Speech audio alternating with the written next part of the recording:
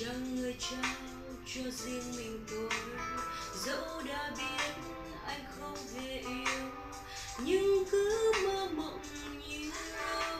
Vì anh lạnh lùng băng giá, còn tôi con tim thân thà, nên mình tôi ôm lòng khuya nhức nhối. Xa là nhớ đêm nằm mơ, mơ tình ta xinh như bài thơ. Ánh trăng sáng soi màn đêm, dù tình yêu quá thêm. Vì sao người không nhắn lấy để tôi hoang mang tháng ngày? Anh ở đâu khi tình tôi miên man? Yeah, yeah.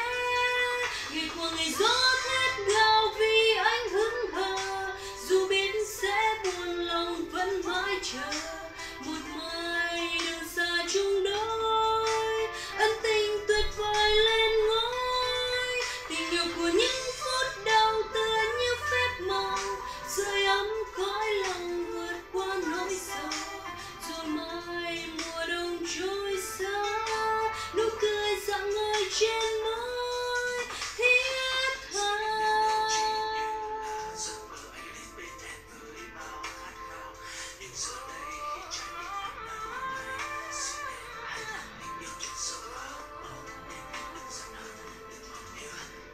Xa là nhớ đêm nằm mơ, mơ tình ta xinh như bài thơ. Ánh trăng sáng soi màn đêm, dù tình yêu quá thêm. Vì sao